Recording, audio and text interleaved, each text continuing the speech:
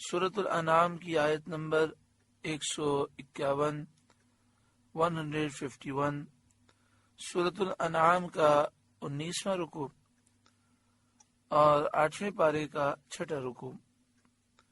اللہ رب العالمین نے ارشاد فرمایا، قل اے محبوب آپ فرمائیے، تعالو تم آؤ، اتلو میں پڑھتا ہوں، ما حرم ربکم علیکم کیا چیز تمہارے رب نے تم پر حرام کی ہے،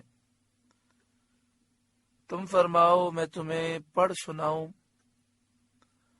جو تم پر تمہارے رب نے حرام کیا۔ اللہ تشرکو بھی شیئا، اس کا بیان یہ ہے کہ اس کا کوئی شریک نہ کرو۔ یہ مشرکین مکہ کا رد ہے کہ جو چیزیں حرام تھیں یہ اسے تو حلال سمجھتے تھے، اور جو چیزیں حلال تھیں وہ اپنی مرضی سے حرام کہتے تھے۔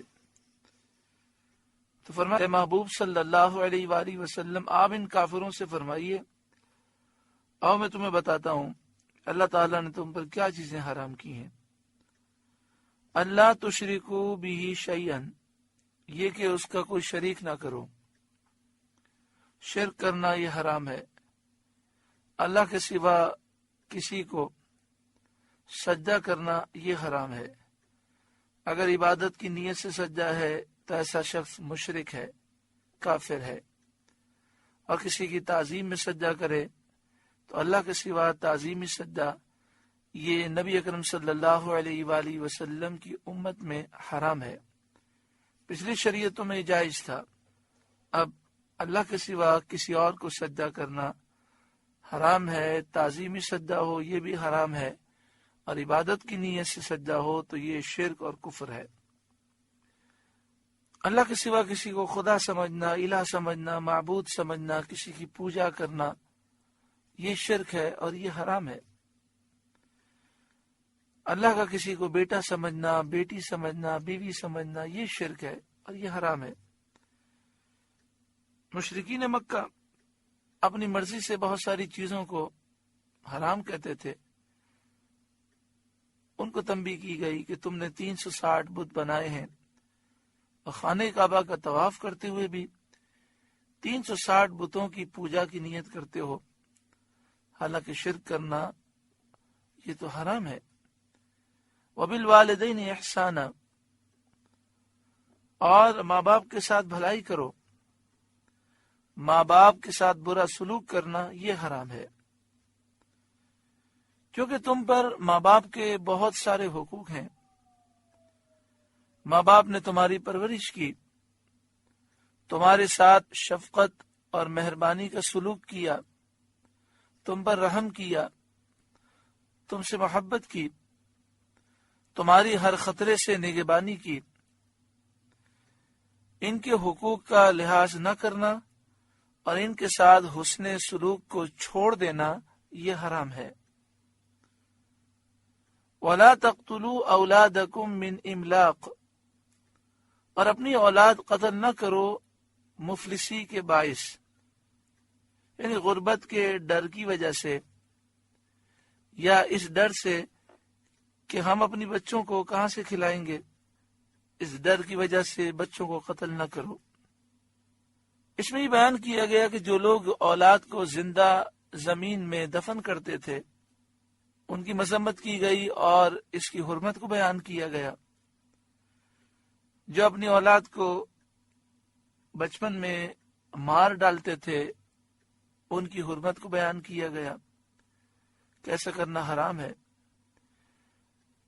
اہل جاہلیت کا یہ دستور تھا کہ وہ اکثر ناداری کے اندیشے سے، غربت کے اندیشے سے اولاد کو ہلاک کرتے تھے۔ انہیں بتایا گیا کہ روزی دینے والا تمہارا، ان کا، سب کا اللہ ہے، پھر تم کیوں قتل جیسے شدید جرم کا ارتکاب کرتے ہو؟ تمہیں تو انہیں نہیں کھلانا، روزی تو اللہ دے گا، تو کیوں اتنا بڑا جرم کرتے ہو اور اپنی اولاد کو قتل کرتے ہو؟ انسان غور کرے تو بڑے افسوس کی بات ہے کہ آج بہت سارے طریقوں سے بچوں کو قتل کیا جاتا ہے۔ آج الٹرا ساؤنڈ کے ذریعے بس اوقات معلوم ہو جاتا ہے کہ پیٹ میں بچہ ہے کہ بچی ہے۔ بعض ایسے نادان ہیں کہ اگر بچی ہو تو ایسی دوائیاں کھاتے ہیں کہ پیٹ کے اندر ہی وہ ہلاک ہو جائے،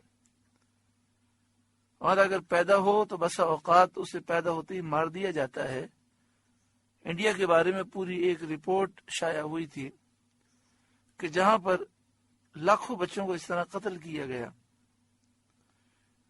کیونکہ وہاں پر بیٹی کی پیدائش کو بہت بڑا بوجھ سمجھا جاتا ہے۔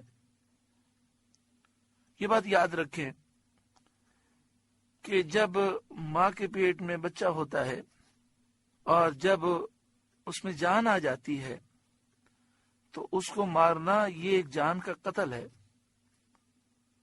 اور اس کے علاوہ جو خاندانی منصوبہ بندی کے طریقے استعمال کیے جاتے ہیں اس میں بھی بسا اوقات ایسا ہوتا ہے کہ انسان کی سوچ یہ ہوتی ہے کہ اگر بچے زیادہ ہوئے تو ہم کھلائیں گے کہاں سے، تو اس سوچ کے ساتھ یہ سارے کام کرنا منع ہے۔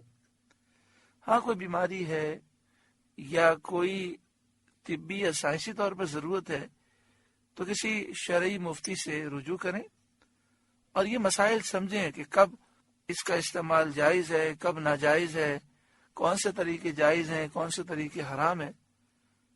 وَلَا تَقْتُلُوا أَوْلَادَكُمْ مِنْ إِمْلَاقٍ، اور اپنی اولاد قتل نہ کرو مفلسی کے باعث۔ نَحْنُ نَرْزُقُكُمْ وَإِيَّاهُمْ، ہم تمہیں اور انہیں سب کو روزی دیں گے۔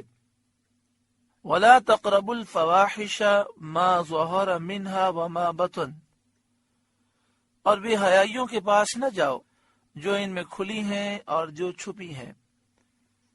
وَلَا تَقْرَبُوا الْفَوَاحِشَ، بے حیائی کے قریب بھی نہ جاؤ، یعنی بے حیائی سے دور رہو۔ بے حیائی کا ارتکاب بھی منع ہے اور اس کے قریب جانا بھی منع ہے۔ ہر وہ کام جس میں خطرہ یہ ہو کہ اب ہم بے حیائی میں مبتلا ہو جائیں گے اس کام سے دور ہو جائیں۔ جن کے گھروں میں ٹی وی ہے، جو کمپیوٹر استعمال کرتے ہیں، جو نیٹ استعمال کرتے ہیں، جو موبائل میں جن کے نیٹ ہے، فیس بک ہے، واٹس ایپ ہے اور دیگر ذرائع ہیں، وہ خود اپنے دل سے پوچھیں کہ کیا ایسا تو نہیں کہ وہ بے حیائی کے قریب پہنچ چکے ہیں اور بسا اوقات نہ چاہتے ہوئے بھی بدنگاہی ہو جاتی ہے، نامحرم عورتوں پر نگاہ پڑ جاتی ہے یا گندی تصویریں بسا اوقات آ جاتی ہیں۔ تو اگر بے حیائی کے قریب گئے ہیں تو اپنے آپ کو تباہی کے قریب ہم نے پہنچا دیا ہے۔ اب ہر انسان کو یہ معلوم ہے کہ اس سے بچنے کا طریقہ کیا ہے۔ وَلَا تَقْرَبُوا الْفَوَاحِشَ، بے حیائیوں کے پاس نہ جاؤ۔ مَا ظَهَرَ مِنْهَا، جو بے حیائی ان میں سے کھلی ہے، ظاہر ہے، اس کے قریب بھی نہ جاؤ۔ وَمَا بَطَن، اور جو چھپی ہوئی ہے اس کے قریب بھی نہ جاؤ۔ کیونکہ انسان جب لوگوں کے سامنے گناہ نہ کرے، کھلے اور ظاہر گناہ سے بچے اور چھپے گناہ سے پرہیز نہ کرے، تو اس سے ظاہر یہ ہوتا ہے کہ ظاہر گناہ سے بچنا بھی اللہ کی وجہ سے نہیں ہے، بلکہ لوگوں کو دکھانے کے لیے ہے اور لوگوں کی باتوں سے بچنے کے لیے ہے۔ اللہ کی رضا اور ثواب کا مستحق وہ شخص ہے جو اللہ کے خوف کی وجہ سے گناہ چھوڑ دے۔ تو جسے اللہ کا خوف ہے تو وہ چھپ کر بھی گناہ نہیں کرتا اور لوگوں کے سامنے بھی گناہ نہیں کرتا۔ اللہ دیکھ رہا ہے۔ اور پھر یہ بھی ایک حقیقت ہے کہ گناہوں کی بڑی سخت خوفناک نحوستیں ہیں۔ انسان جب تنہائی میں گناہ کرتا ہے تب بھی اس کے چہرے پر نحوست آ جاتی ہے، اس کے چہرے کا نور ختم ہو جاتا ہے، اس کے دل کا چین ختم ہو جاتا ہے۔ اللہ کے نیک بندے چہرہ دیکھ کر سمجھ جاتے ہیں کہ فلاں شخص اب چہرے کے نور سے محروم ہو چکا ہے۔ اللہ کے نیک بندے جو صاحب نظر ہوتے ہیں وہ پردہ پوشی فرماتے ہیں، لیکن انہیں بڑی اذیت ہوتی ہے، بڑی تکلیف ہوتی ہے۔